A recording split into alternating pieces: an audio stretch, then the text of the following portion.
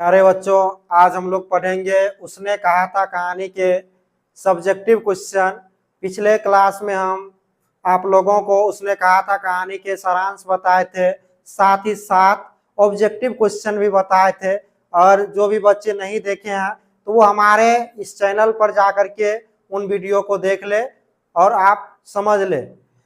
आज हम लोग सब्जेक्टिव क्वेश्चन में सबसे पहला क्वेश्चन पढ़ेंगे कि लाना सिंह का परिचय अपने शब्दों में दे। अथवा आपको ऐसा भी दिया रह सकता क्वेश्चन कि लाना सिंह का दायित्व बोध और उसकी बुद्धि दोनों ही अस्पृहणीय है, इस कथन की पुष्टि करे। ठीक है, यानी कि लाना सिंह के बारे में आपको लिखना, जो आप जानते हैं वो लिखिए। साथ ही इसमें यह स्पष्ट आपको करना है कि लाना सिंह जो है एक बुद्धिमान व्यक्ति थे, वह एक दायित्वबोध यानी कर्तव्यनिष्ठ व्यक्ति थे। ठीक है, इसको आपको स्पष्ट करना है।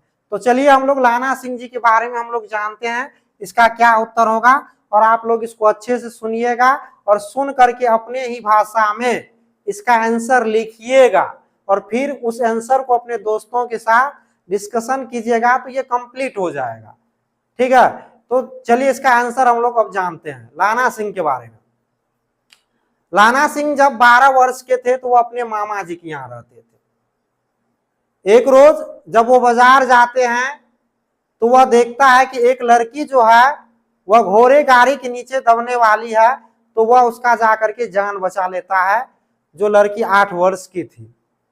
उसके बाद उस लड़की को जब वह लड़की जब भी उसको बाजार में मिलता था तो वह उसे कहती थी कि क्या तेरी कुर्माई हो गई है, और लड़की धत कर चली जाती थी। एक रोज जब लाना सिंह ने उस लड़की को कहा कि क्या तेरी कुर्माई हो गई है, तो लड़की ने कहा हाँ मेरी कुर्माई हो गई है, और उसके बाद वो लड़की चली गई।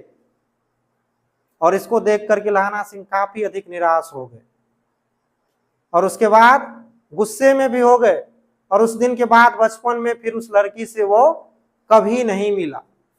जब लाना सिंह बड़े हुए तो वह सिपाही में भर्ती हुए, और वो लड़की जब बड़ी हुई तो उसका विवाह भी एक सैनिक से हुआ, और उस सैनिक का नाम था सूबेदार हजारा सिंह। लड़की का पति और लाना सिंह दोनों एक ही जगह पर ड्यूटी कर रहे थे।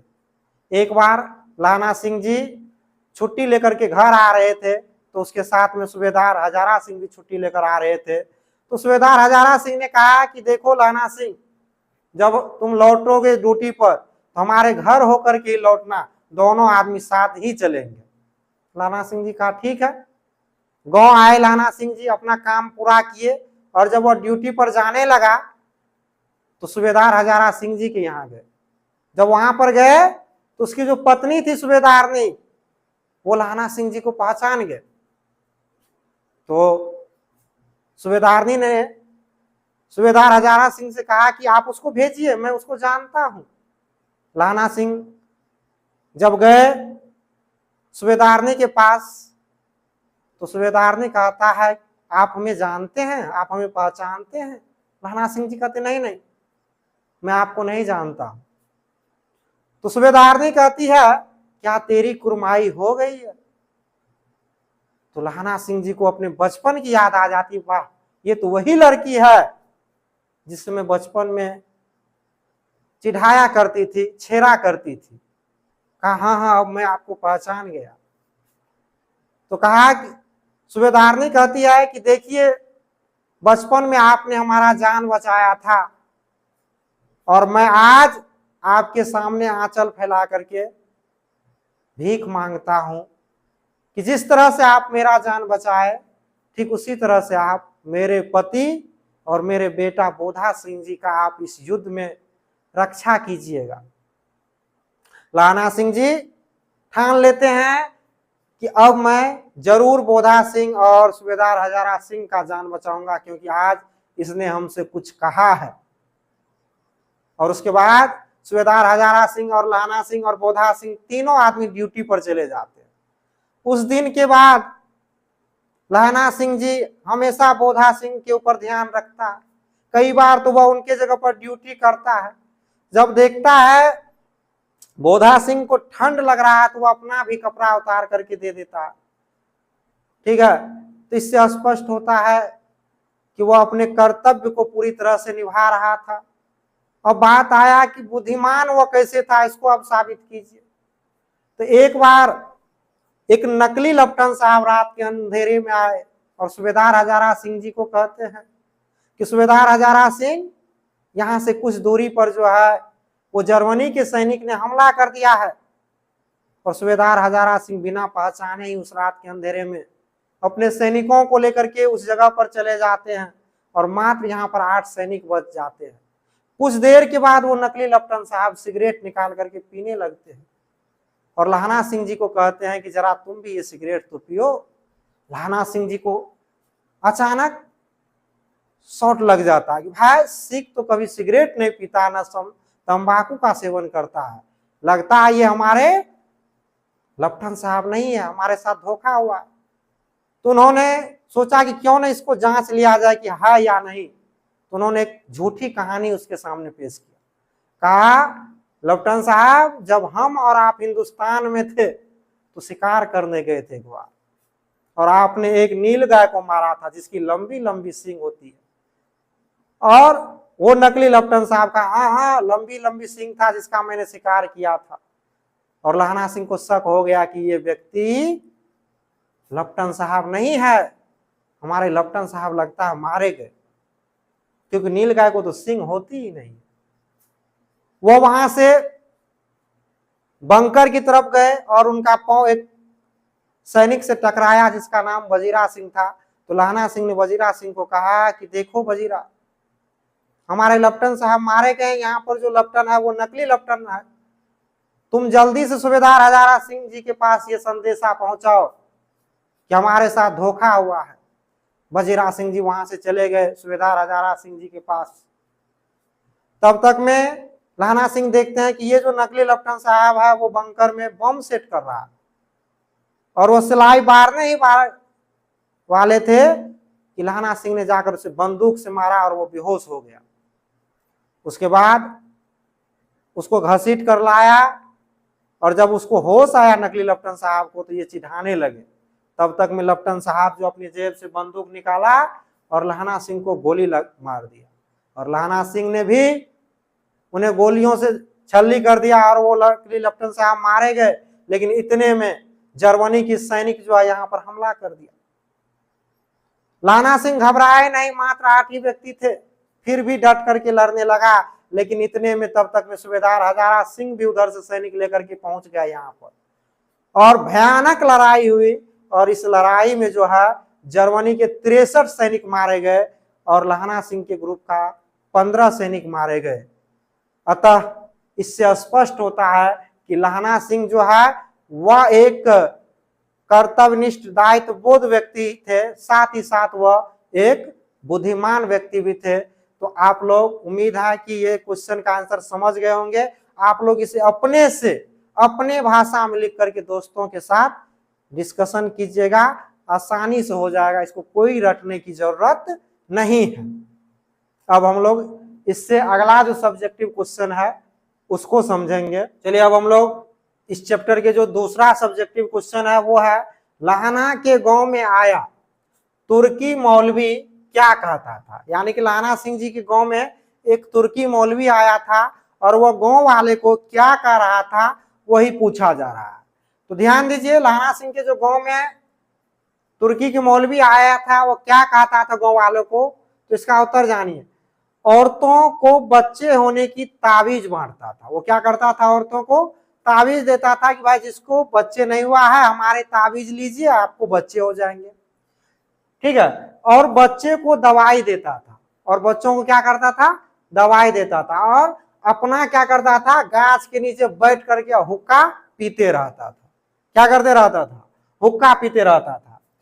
और वो कहता था देखो जर्मनी के लोग जो होते हैं ना वो बहुत बड़ा पंडित होते हैं, और वह वेदों को पढ़ करके आज वायुयान बना करके उसे उड़ाने के लिए भी सीख गया।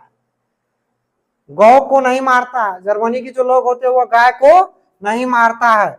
हिंदुस्तान आएगा तो वो गाय की हत्या को बंद कर देगा। व्यापारियों को भी उन्होंने चढ़ाने लगा कि बहकाने लगा कि डाक खाने में तुम लोग जो पैसा जमा किए हो ना वो निकाल लो, क्योंकि अब सरकार जो है उसकी राज जाने वाली है। तो आप लोग जाने तुर्की मौलवी के बारे में। अब देखिए इसको अपने भाषा में मौखिक समझ करके आपको जितना हो सके उतना ही आपको लिखना है।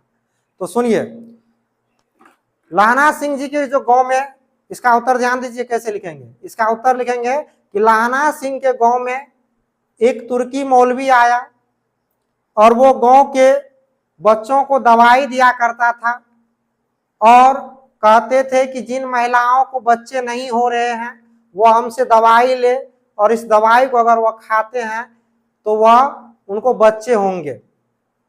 साथ ही वो कहते थे कि जर्मनी के लोग जो होते हैं बहुत बड़ा बड़ा पंडित होते हैं, उन्होंने वेद पढ़ा है जर्मनी के लोग, और उसे पढ़ करके उन्होंने वायुयान तक बनाया है। जर्मनी के लोग गाय की हत्या नहीं करती है और जब जर्मनी के लोग इस हिंदुस्तान में आएंगे तो वह गाय हत्या को बंद करा देंगे।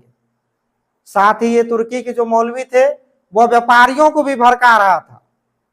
वह कह रहा था कि देखो तुम लोग जो डाक खाने में पैसा जमा किए हो ना वो निकाल लो, क्योंकि सरकार की राज अब जाने वाला है। और इस बात का पता, और वो अपना खुद जो है गाछ के नीचे बैठ करके हुक्का पीते रहता था। इस बात का पता जब लाना सिंह को चला तो वो मौलवी के पास गया और मौलवी को कहता है, मौलवी गांव को छोड़ो और यहां से भागो। मौलवी ने बकटेटी किया, मौलवी का दाढ़ी काट करके छील करके हटा दिया और उसको गांव से भगा दिया। तो आप लोग समझ गए होंगे इस मौलवी के बारे में। अब हम लोग इसका अगला क्वेश्चन अब हम लोग पढ़ेंगे, साथ ही आप लोग इसे एक दो बार सुन लीजिए, ठीक है, रिपीट कर लीजिए और अपने भाषा में अपने कॉपी में लिख करके दोस्तों के साथ इसको डिस्कशन कर लीजिए। आपको पूरी तरह से समझ में आ जाएगा, कोई ये भारी नहीं है। चलिए अब हम लोग अगला सब्जेक्टिव क्वेश्चन देखें। अगला क्वेश्चन है, उसने कहा था कहानी के पात्रों की एक सूची तैयार कीजिए। यानी कि उसने कहा था कहानी में किस किस का रोल है। तो इस कहानी में जो पात्र है उसका नाम है लाना सिंह, कीरत सिंह, वजीरा सिंह, सुबेदारनी, सुबेदार हजारा सिंह, बोधा सिंह, लपटन साहब, तुर्की मौलवी इत्यादि। तो आप लोग यही लिख दीजिएगा जब आपको इस कहानी के पात्रों की एक सूची बनाने के लिए कहेगा, तो बस ऐसे ही उसका नाम लिख दीजिए, लाना सिंह, कीरत सिंह, वजीरा सिंह, सुबेदारनी, सुबेदार हजारा सिंह, बोधा सिंह, लपटन साहब, तुर्की मौलवी। तो आप लोग इसे नोट कर लीजिए। उम्मीद है कि आप लोग को समझ में आ गया होगा। अब हम लोग अगला सब्जेक्टिव क्वेश्चन पढ़ते हैं। चलिए हम लोग अगला क्वेश्चन देखते हैं। इस चैप्टर का क्वेश्चन है, कल देखते नहीं यह रेशम से कढ़ा हुआ सालू, यह सुनते ही लाना की क्या प्रतिक्रिया हुई। यानी कि ये क्वेश्चन है कि एक दिन जब लड़की ने कहा देखते नहीं हो ये रेशम से कढ़ा हुआ सालू, ठीक है, तो ये देख करके लाना की क्या प्रतिक्रिया हुई। तो चलिए इस उत्तर को हम लोग जानते हैं ये कब की बात है। तो इसका उत्तर कैसे लिखना है तो ध्यान दीजिए, आप लोग अच्छे से सुनिए। लाना सिंह लड़की को अक्सर कहता था क्या तेरी कुरमाई हो गई है, और लड़की धत कर चली जाती थी। एक दिन जब लाना सिंह ने लड़की से कहा क्या तेरी कुरमाई हो गई है, तो लड़की ने कहा हाँ मेरी कुरमाई हो गई है, देखते नहीं हुई रेशम से कढ़ा हुआ जो सालू है वो हमको मेरी सगाई में ही दी है। और उसके बाद वो लड़की वहां से चली गई। लाना सिंह को बहुत अधिक गुस्सा आ गया और वो अपने घर की तरफ चल दिए। कुछ दूर जाने पर एक लड़का मिला जिसे उन्होंने मोरी में ढकेल दिया, गड्ढे में ढकेल दिया। फिर उसके बाद कुछ दूर जाने पर देखा कि एक कुत्ता बहुत ज्यादा भौंक रहा है। एक पत्थर उठाया और जोर से उस कुत्ते को मारा। उसके बाद एक गोभी वाले थे, गोभी बेच रहे थे अपने ठेले पर, उसके ठेले पर जाकर इन्होंने दूध पूरा उड़ेल दिया, उछल दिया। कुछ दूर और गया, पूरे गुस्से में मग्न है, उसको कुछ समझ नहीं आ रहा। एक उधर से एक साध्वी आ रही थी पूजा करके अच्छे से, और वह उनसे क्या हुआ, टकरा गया। टकराने के बाद साध्वी कहती अरे भाई अंधे हो, दिखाई नहीं देता है। और अतः यही सारी प्रतिक्रियाएं जो है वह हुई थी। तो उम्मीद है कि आप लोगों को यह जवाब, इस क्वेश्चन का जवाब समझ में आ गया होगा। आप लोग अपने भाषा में इस जवाब को अपने कॉपी में नोट करके अपने दोस्तों से डिस्कशन कर लीजिए, आप लोगों का ये पूरा कंप्लीट हो जाएगा। अब हम लोग अगला क्वेश्चन को समझते हैं। अगला क्वेश्चन है, कहती है तुम राजा हो मेरे मुल्क को बचाने आए हो, वजीरा के इस कथन में किसकी ओर संकेत है? यानी कि ये कहाँ की ये बातें हैं, इसको हम आप लोगों को स्पष्ट करके बताते हैं। तो इसका उत्तर लिखना है, यह बातें है फिरंगी मेम की। किसकी है? फिरंगी मेम की। देखिए, लाना सिंह जी को जब छुट्टियां होते थे तो वो अक्सर इसी फिरंगी मेम के यहाँ अपने दोस्तों के साथ जाते थे, और इसकी जो बगीचा थे उसमें काफी अधिक घूमते थे। उसमें हरे भरे वृक्ष थे, घास थे, उसमें खूब ये लोग घूमते थे, एंजॉय करते थे। और अंग्रेजी मेम भी, यानी कि ये जो फिरंगी मेम है, ये भी इन्हें खूब मानते थे। इन्हें विभिन्न प्रकार के इन लोगों को फल खाने के लिए देते थे, बहुत ज्यादा दूध देते थे इन लोगों को खाने के लिए, भर पेट पूरा खिलाता था। तो लाना सिंह और इनके जो दोस्त लोग थे वो अक्सर फिरंगी मेम से कहते थे कि मेम, आपने जो हम लोगों को फल दिए, इतने ज्यादा दूध खिलाए, इनका पैसा ले लीजिए। तो फिरंगी मेम कहते थे नहीं नहीं, हम तुम लोगों से पैसा नहीं ले सकते हैं, क्योंकि तुम राजा हो, क्योंकि तुम राजा हो, मेरे मुल्क को बचाने आए हो। बस इतना ही इसमें लिखना है। तो उम्मीद है कि आप लोग को ये बातें समझ में आ गया होगा। आप लोग इसे अपने कॉपी में अच्छे से अपने भाषा में नोट करके दोस्तों के साथ डिस्कशन कर लीजिए। अगर आप लोगों को हमारी वीडियो अच्छा लगे तो आप लोग इसे लाइक कीजिए, शेयर कीजिए और हमारे चैनल को सब्सक्राइब कीजिए। और जब शेयर कीजिएगा तो आपके अन्य दोस्तों तक भी हमारे वीडियो पहुंचेंगे, वे लोग भी देखेंगे और बोर्ड एग्जाम की अच्छे से तैयारी कर पाएंगे। अब हम लोग अगले क्लास में पढ़ेंगे अगले कहानी के बारे में।